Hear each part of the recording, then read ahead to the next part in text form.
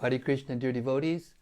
Welcome back to the daily readings of Srila Prabhupada's books.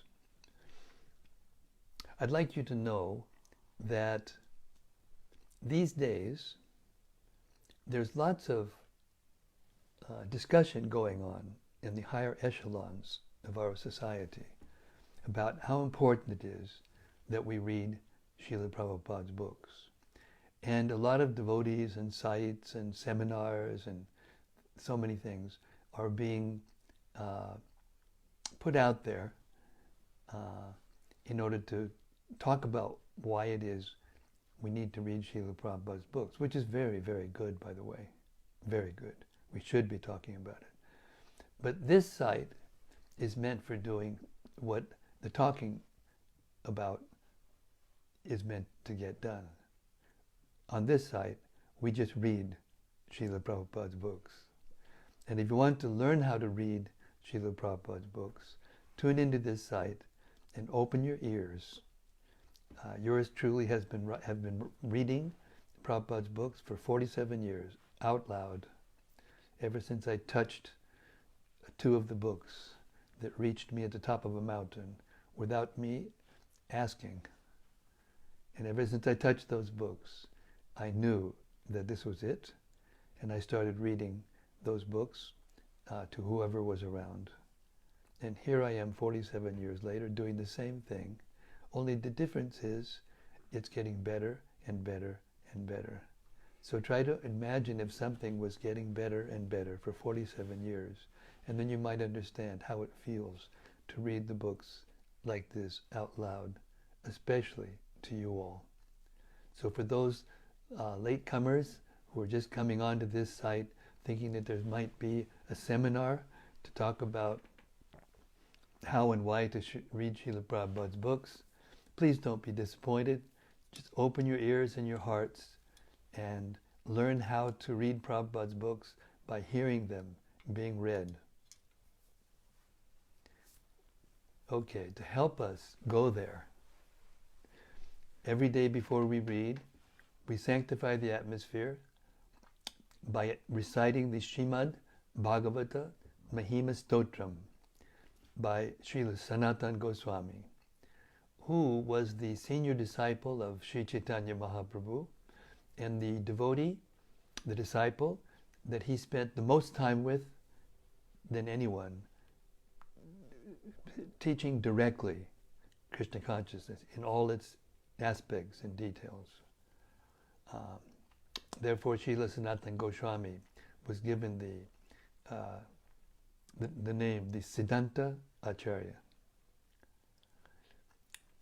So this is his glorification of the Srimad Bhagavatam. You can learn about what the Srimad Bhagavatam is just by hearing attentively this stotra. It goes like this. Sarva Shastrabdi Piyusha Sarva Vedaika Satpala Sarva Siddhanta Ratnadya Sarva Lokaika Drik Prada. O nectar from the ocean of all scriptures, singular fruit of all the Vedas, rich mine of the precious gems of all conclusive truths, you are the only giver of sight to all the worlds.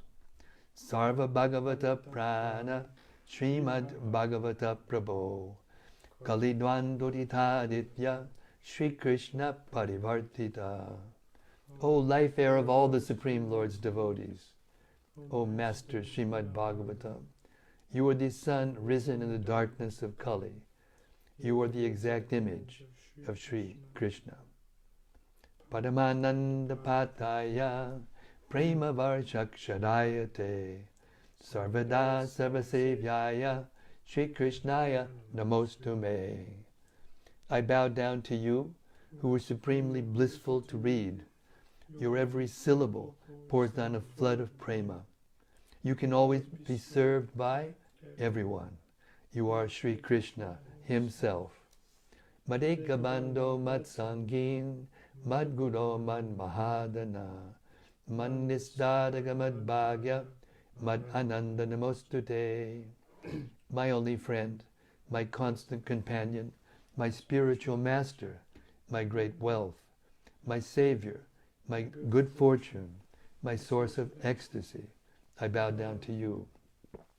Asadu saduta dayin adini chochata kada hanamun jagadachin mam premna rit kanda yospuda. O bestower of saintliness to the unsaintly, O exalter of the most fallen, please never leave me, always appear in my heart and my voice with pure love. Om Namo Bhagavate Vasudevaya. Om Namo Bhagavate Vasudevaya. Om Namo Bhagavate Vasudevaya. Om Namo Bhagavate Vasudevaya. So we've reached the 11th canto and 24th chapter. Krishna is explaining everything to Uddhava. He's just about ready to leave the planet. And Uddhava wants to go with him. But he explained to him that he wants Uddhava to stay on the earth and teach this. And then he gives the Uddhava Gita, which explains everything about Krishna consciousness in such a wonderful way. Now we've reached chapter 24. And the title of this chapter is The Philosophy of Sankhya. In this chapter, Lord Krishna gives instruction how bewilderment of the mind can be dispelled by the science of Sankhya. Herein the Supreme Lord again imparts to Uddhava instruction about the analysis of material nature. By assimilating this knowledge, the spirit soul can drive away his confusion based on false dualities. In the beginning of creation, the seer and seen are one and indistinguishable. This supreme absolute truth, one without a second, and inaccessible to words and mind, then separates into two: the seer, which means consciousness or personality, and the seen, which means substance or nature. The material nature, which comprises the three modes of matter, is agitated by the controlling male factor. The Mahat Tattva then becomes manifest, together with the energies of consciousness and activity. From these come the principle of false ego in its, in its three aspects of goodness, passion, and ignorance.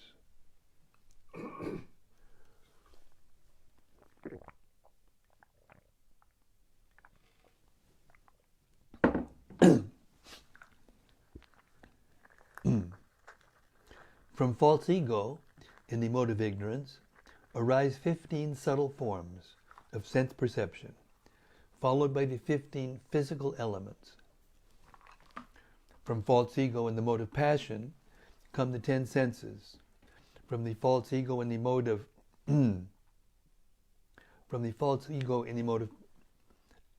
goodness come the mind and the 11 demigods who preside over the senses.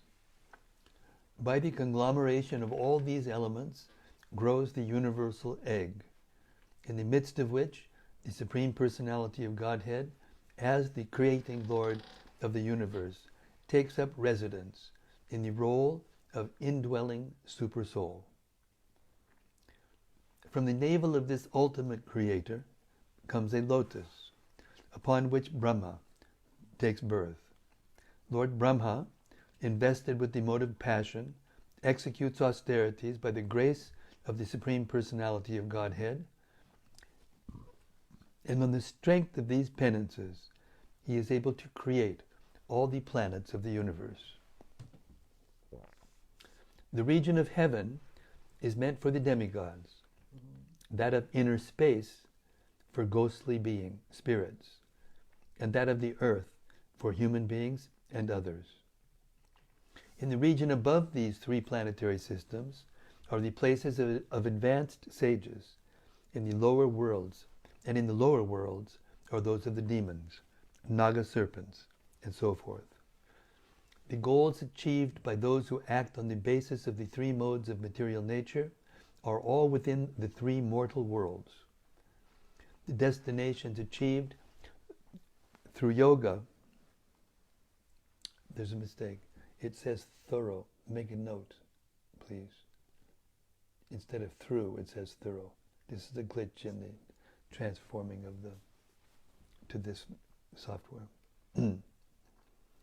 The destinations achieved through yoga, severe austerity, and accepting the renounced order of life are the worlds known as Mahar, Janas, Tapas, and Satya.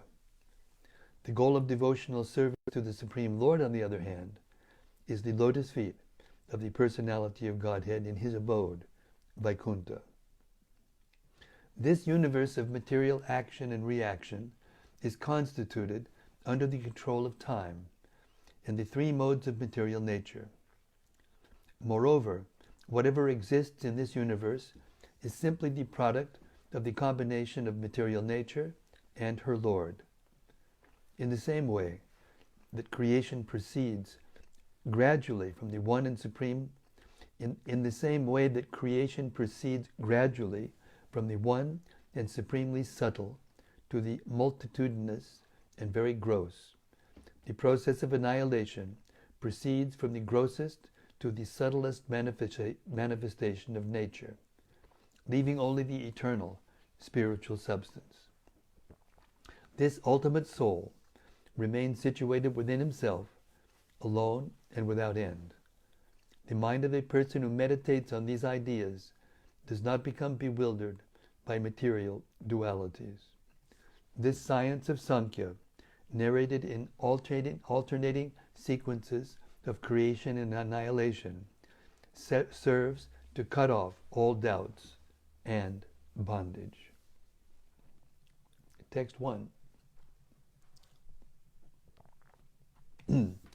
Lord Sri Krishna said, "Now I shall describe to you the science of Sankhya, which has been perfectly established by ancient authorities. By understanding this science, a person can immediately give up the illusion of material duality." Purport. In the previous chapter, the Lord explained that one can give up material duality by controlling the mind and fixing it in Krishna consciousness. This chapter describes the Sankhya system in which the difference between matter and spirit is elaborately explained. By hearing this knowledge, one can easily separate the mind from material contamination and fix it on the spiritual platform in Krishna consciousness. The Sankhya philosophy system mentioned here is that presented by Lord Kapila in the third canto of Srimad Bhagavatam, and not the atheistic Sankhya presented later by materialists and Mayavadis. The material elements, which emanate from the potency of the Lord, evolve in a progressive sequence. One should not foolishly think that such evolution begins from an original material element without the assistance of the Lord. This speculative theory is generated from the false ego of conditioned life and constitutes gross ignorance, unacceptable to the personality of Godhead and his followers. Text 2. Originally, during the Krita Yuga, when all men were very expert in spiritual discrimination, and also previous to that, during the period of annihilation, the seer existed alone, non-different from the seen object. I'll read that again. Originally, during the Krita Yuga, when all men were very expert in spiritual discrimination, and also previous to that, during the period of annihilation, the seer existed alone, non-different from the seen object. Purport. Krita Yuga is the first age, also known as the Satya Yuga, in which knowledge, being perfect, is not different from its object. In modern society, knowledge is highly speculative and constantly changing. There is often a vast difference between people's theoretical ideas and actual reality. In Satya Yuga, however, people are viveka nipuna, or expert in intelligent discrimination, and thus there is no difference between their vision and reality. In Satya Yuga, the population in general is self-realized. Seeing everything as the potency of the Supreme Lord, they do not artificially create duality between themselves and other living entities. This is a further aspect of the oneness of Satya Yuga. At the time of annihilation, everything merges to rest within the Lord. And at that time, also, there is no difference between the Lord, who becomes the only seer, and the object of knowledge, which are contained within the Lord. The liberated living entities in the eternal spiritual world are never subject to such merging, but remain forever undisturbed in their spiritual forms. Because they are voluntarily one with the Lord in love, their abode is never annihilated. Text 3. That one absolute truth, remaining free from material dualities and inaccessible to ordinary speech and mind, divided himself into two categories, the material nature and the living entities who were trying to enjoy the manifestations of that nature. Purport. Both material nature and the living entity are potencies of the Supreme Personality of Godhead. Text 4. Of these two categories of manifestation, one is material nature, which embodies both the subtle causes and manifest products of matter. The other is the conscious living entity, designated as the enjoyer. This you find in the 7th chapter of the Bhagavad Gita. According to Srila Jiva Goswami, Prakriti here refers to the subtle pradhan, which later becomes manifest as Mahat Tattva. Text 5. When material nature was agitated by my glance, the three material modes, goodness, passion, and ignorance, became manifest to fulfill the pending desires of the conditioned souls. Purport. The Lord casts his glance over material nature to remind her that the conditioned souls have not worked out their chain of fruitive activity and mental speculation, and that creation is therefore, again, necessary. The Lord desires that the conditioned souls get the opportunity to become Krishna conscious in love of Godhead by understanding the futility of life without the Lord. The modes of nature arise after the glance of the Lord and become inimical to one another, each mode attempting to conquer the other two. There is a constant competition between birth, maintenance, and annihilation. Although a child desires to take birth, the cruel mother may desire to kill the child through abortion. Although we may desire to kill the weeds in a field, they stubbornly take birth again and again. Similarly, we often desire to maintain our physical status quo, but still deterioration sets in. Thus there is constant competition among the modes of nature, and by their combinations and permutations, the living entities try to enjoy innumerable material situations without Krishna consciousness. The word Purushanumatena indicates that the Lord sets the stage for such material futility, so that the conditioned souls will eventually come back home, back to Godhead. Text 6.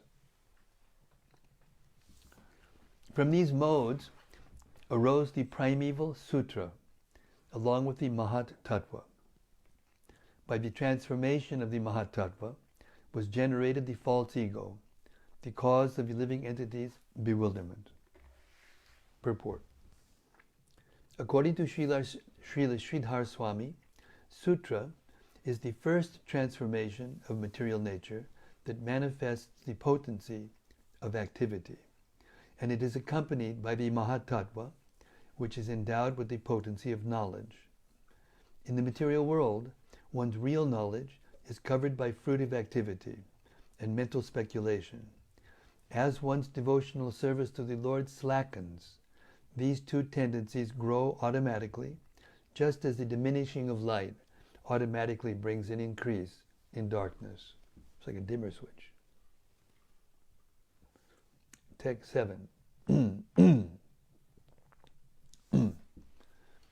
False ego, which is the cause of material sensation, the senses in the mind, encompasses both spirit and matter, and is manifested in three varieties, in the modes of goodness, passion, and ignorance.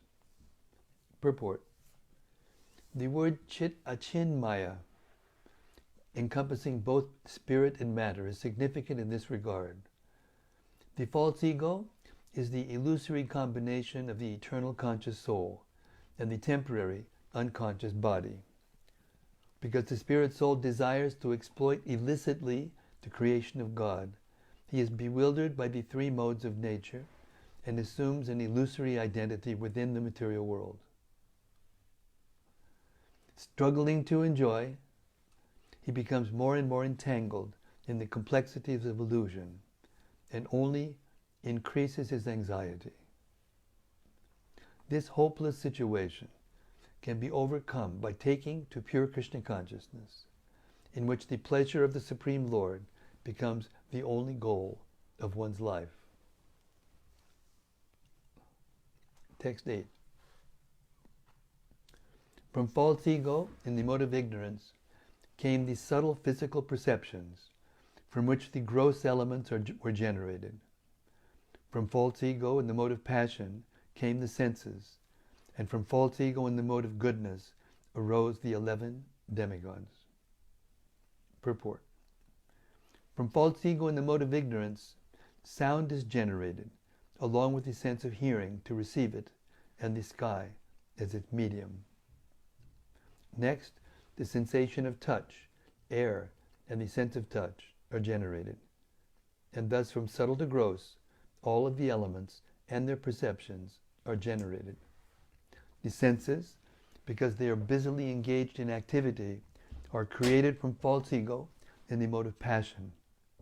From false ego in goodness come 11 demigods, the deities of the directions, the wind and the sun, Varuna, the Ashwini deities, Agni, Indra, Upendra, Mitra, Brahma, and Chandra. Text 9. Impelled by me, all these elements combined to function in an orderly fashion, and together gave birth to the universal egg, which is my excellent place of residence. Text 10. I myself appeared within that egg, which was floating in the causal ocean, and from my navel arose the universal lotus, the birthplace of self-born Brahma. Purport. The Supreme Lord here describes his appearance in his transcendental pastime form of Sri Narayana. Lord Narayana enters within the universe, but does not give up his purely transcendental body of knowledge and bliss. Lord Brahma, however, born from Lord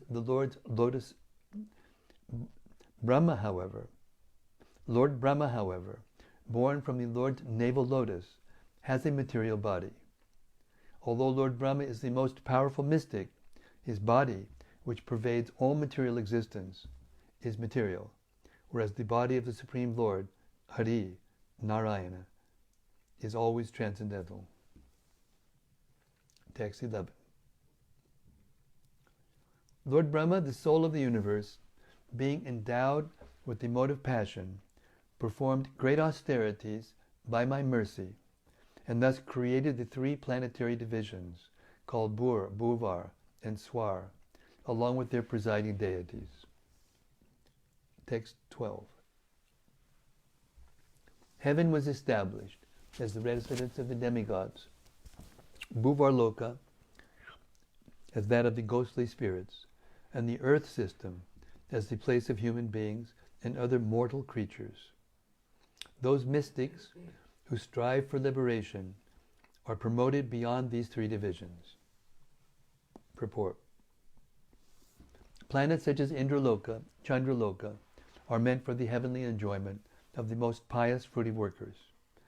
The highest four planets, however, Satyaloka, Maharloka, Janaloka, and Tapoloka, are meant for those who are most perfectly endeavoring for liberation. Chaitanya Mahaprabhu is so inconceivable. Chaitanya Mahaprabhu is so inconceivably merciful that he is promoting the most fallen victims of Kali Yuga beyond these four planets and even beyond Vaikuntha to the supreme planet of Lord Krishna in the spiritual sky called Goloka Vrindavan. Srila Bhaktisiddhanta Saraswati Thakur explains that heaven is the residence of the demigods, the earth is a residence of human beings, and in between is a temporary residence for both classes of beings. Text 13. Lord Brahma created the region below the earth for the demons and Naga snakes. In this way, the destinations of the three worlds were arranged as the corresponding reactions for different kinds of work performed within the three modes of nature. Text 14. By mystic yoga, great austerities, and the renounced order of life, the pure destinations of Maharloka, Janaloka, Tapaloka, and Satyaloka are attained. But by devotional service, by devotional yoga, one achieves my transcendental abode. Purport. Srila Jiva Goswami explains that the word tapasa in this verse refers to austerities performed by brahmacharis and vanaprasthas.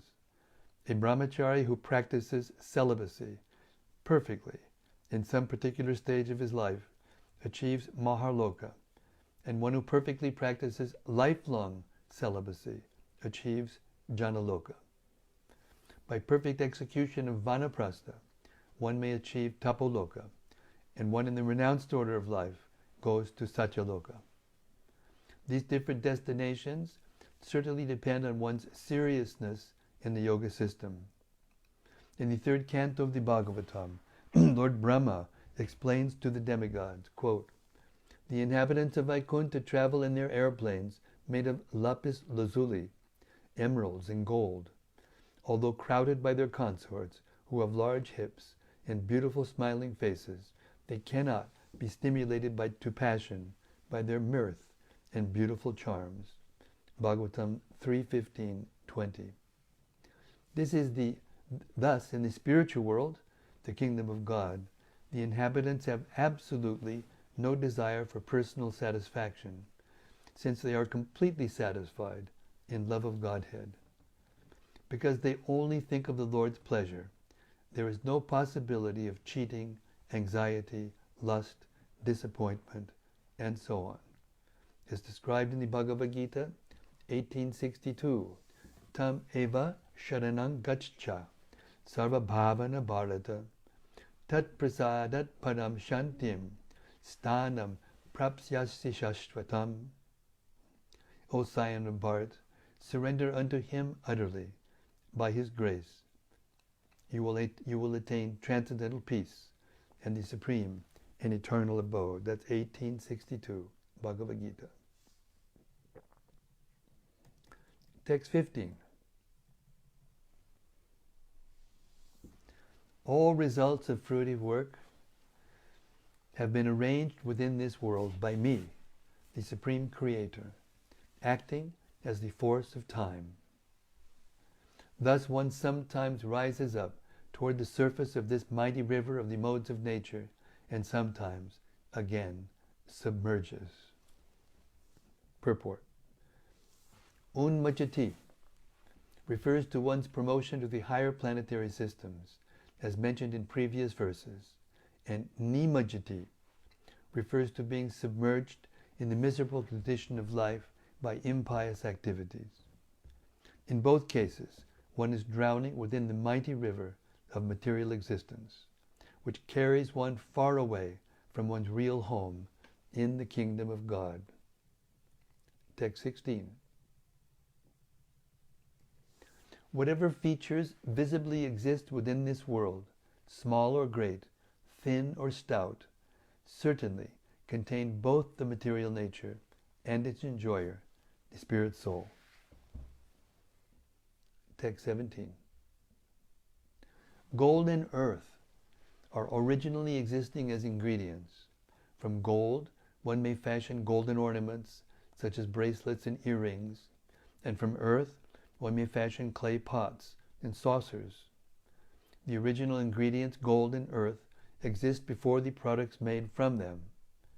And when the products are eventually destroyed, the original ingredients, gold and earth, will remain. Thus, since the ingredients are present in the beginning and at the end, they must also be present in the middle phase, taking the form of a particular product, to which we assign for convenience a particular name, such as bracelet, earring, pot, or saucer.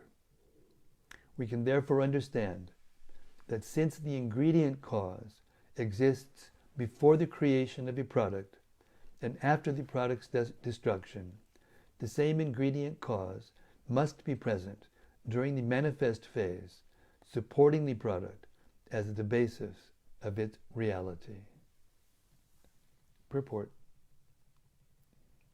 The Lord here explains that the original cause is certainly present in its effect, citing the example of gold and clay functioning as the causal ingredients of many different products in which gold and clay continue to be present.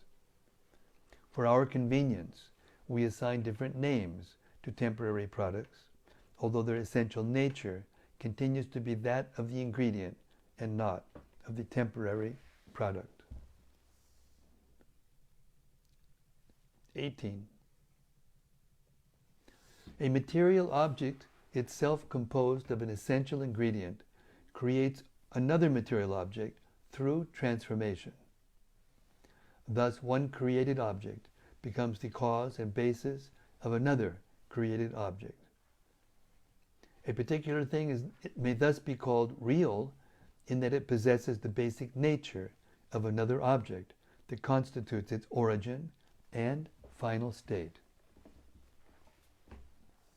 Purport. One may understand the purport of this verse through the simple analogy of a clay pot. A clay pot is formed from a lump of clay, which is itself prepared from the earth.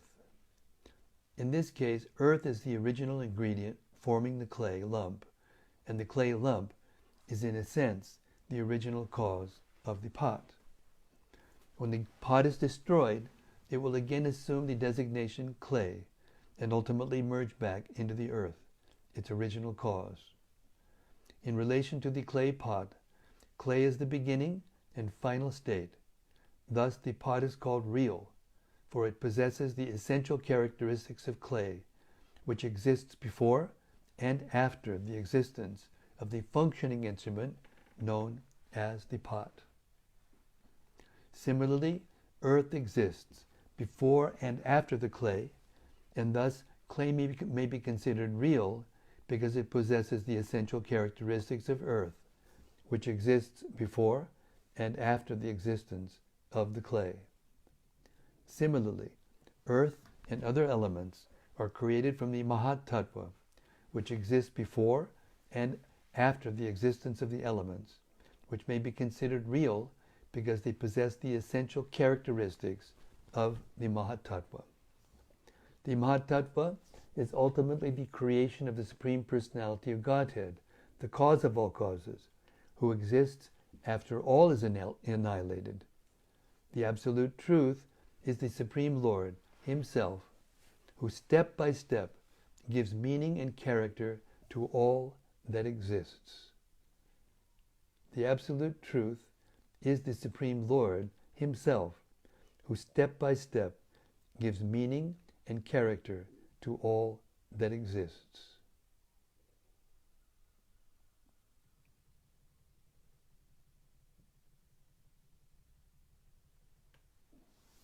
And I'll stop the reading right now. We've been going for how many minutes? About 35 minutes. 30 minutes. Because this is very, very complex, it's hard to hear this for a long time and not just give up trying to go back to it and understand it. Okay, your homework, kids, is to reread this before we start tomorrow. I want you all out there in cyberspace to reread these verses and purports. But just in case something stuck in your mind out of all that complex Sankhya philosophy, which is very deep and very purifying. And the realization of this philosophy causes the effect of detachment from the material energy. Once you understand this and can explain it yourself to others in all detail, which is not easy, then you are given this, it's a potency that you're given from within by the Lord, who's satisfied, by one who's trying to understand Him, even to be a beginning understanding. The understanding and the capacity, the ability to see oneself as distinct from all these manifestations in this material world.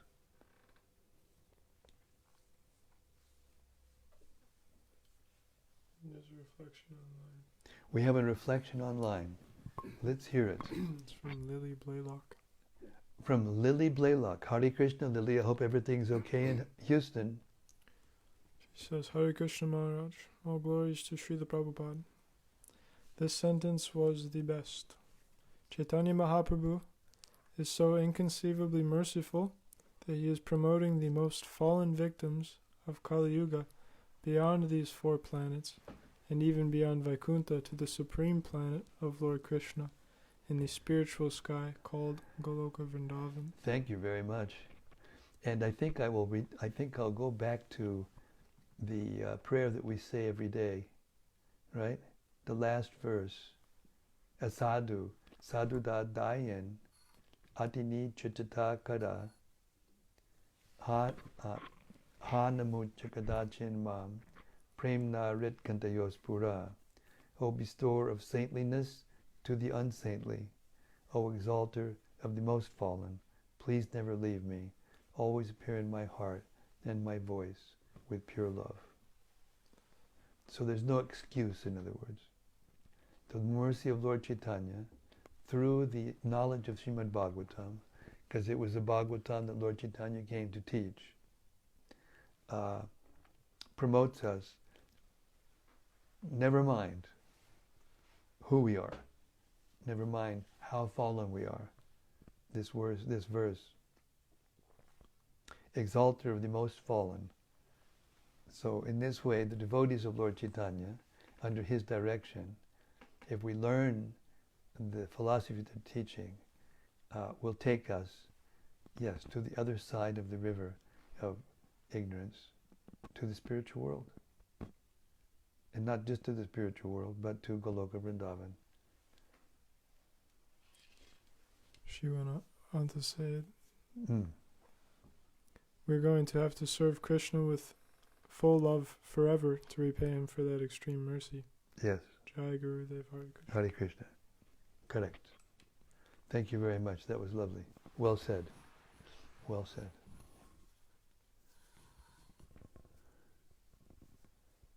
So we shouldn't become overwhelmed by the details of this philosophy. As I heard Gopi Pranadana Prabhu say, we've been in this material world for a very long time, and our minds and senses are very attached to this illusory existence that we live in, and all of the things that have been created by the Lord out of His own body to give us an opportunity to try to live separately from Him, even though we're not living separately from Him, because all of the things that are in this material world are manifestations of Him, of His different energies. So this is the goal of Sankhya philosophy, to become convinced that actually everything that we see and hear and smell and taste and experience in this world is actually nothing but manifestations of Krishna's energy. And therefore, if we really want to taste the original, then we will become attached to Krishna. And then we will be able to see and perceive and feel the presence of Krishna during the day, all day. And then the modes of nature back off from us. And as someone said, I don't remember, maybe it's Prabhupada Saraswati, I can't remember who, but it says that the Maya, the illusory energy, will then stand back and with folded hands asked, is there anything I can do for you?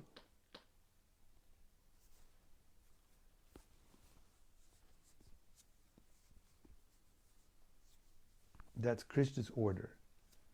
Just like when in the 6th canto, when the Yamadutas came to take Ajamil away, and the Vishnudutas came because he chanted Narayana and stopped them. And they were really bewildered because they thought that Yamaraj was like the supreme authority. So they went back to Yamaraj and said, what just went on? What happened? Please explain this to us. And he said, yes. He said, you should not approach anyone who has ever even once chanted the Lord, a name of the Supreme Lord. So these higher devotees that are talked about here in the beginning, the demigods that are created from the Lord goodness, they maintain the essential resources of material nature, the directions, the sun, the moon, Yamaraj, the abode of death. All these things are being created by the 11 prominent deities. They're not ordinary demigods. They come with the beginning of the creation, from the beginning of the creation, right from the modes of goodness. So, yeah. Something else? Rati Manjari. From Rati Manjari. Rati, it's about time you didn't say anything yesterday. I thought maybe you weren't there, then somebody told me you were. She says, Dear Guru Maharaj, please accept my humble obeisances. I will admit that much of this went over my restless mind, which says a lot about my unwillingness to detach from this world and the false ideas of being the enjoyer of it. I have one reflection to offer of something that I liked about what you read in the beginning. I can't recall the exact words, but what I got from it is that life in this world is a great struggle, and even the very modes of nature are always in competition with each other. Yet, Lord Krishna is purposely arranging for us to become frustrated here, so that gradually we may come to the understanding and strong desire to go back to Him in the spiritual world. Yes. In essence, what you just said was, the material world is created by the Lord such that it's not possible to enjoy here. So that eventually, as dull as we are, we will come to the correct understanding and realize that there's something more to it than this material existence. And then we can go back home, back to where we belong, where we came from. Such a gift is being given to us. These are just a few purports out of all of Prabhupada's books. I mean, the gift is, and Prabhupada said in many places, he said, okay, we now have 80 books. Anyway, that's not an exact number, but it's around 80 books. So how many verses are there?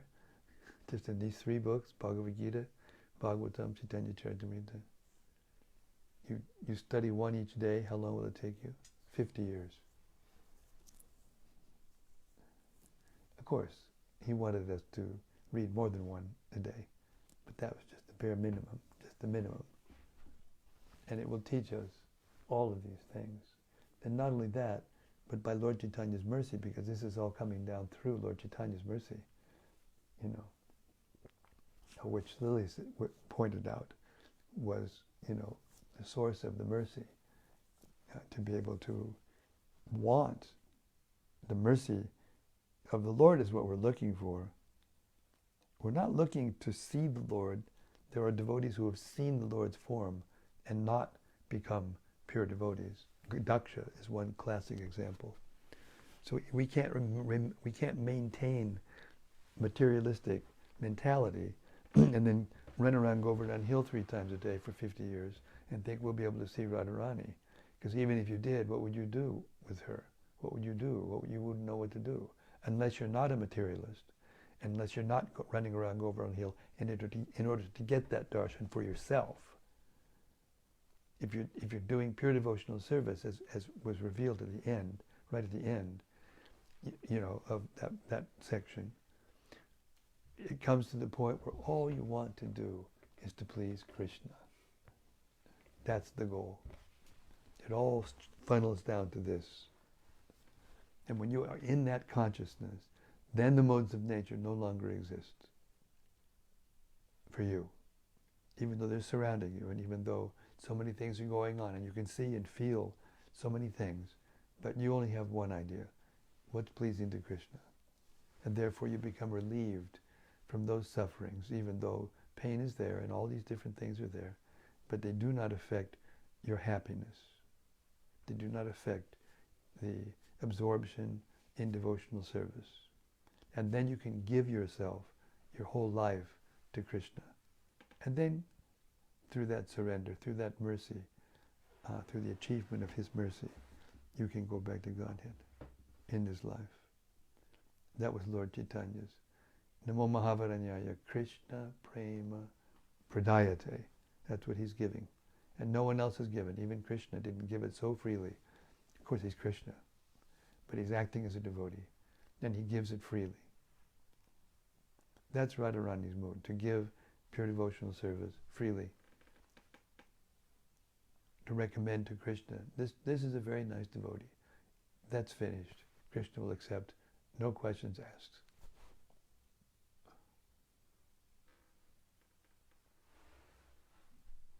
Therefore, it's not possible to approach Goloka Vrindavan, especially Radha and Krishna, without going through the mercy of Lord Chaitanya, Lord Nityananda, the Panchatattva, and the 6 Goswamis of Vrindavan, and their followers, of which the Srila Prabhupada is the founder Acharya of our branch of his tree, the International Society for Krishna Consciousness.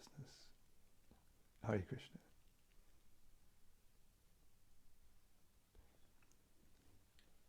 Vijay Bateson. Oh, Vijay Govinda, Hare Krishna. Yes, Hare Krishna. It is great that the cure is listening to this nectar each night. It is great that the cure is listening to this nectar each night. Yes, that is it. Thank you, Vijay. Thank you very much. All right, we'll stop here. Srimad Bhagavatam Ki Jai. Gaur Premanandi Hari Hari Bol. All glories to all the devotees of the Lord.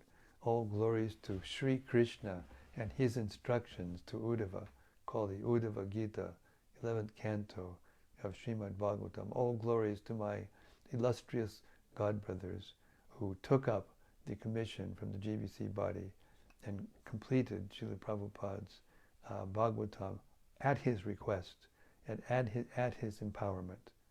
And it's a masterpiece. Hare Krishna.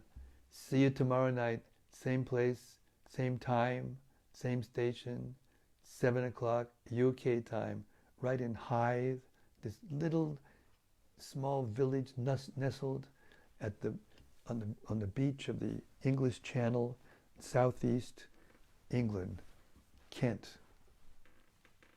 Hare Krishna. See you.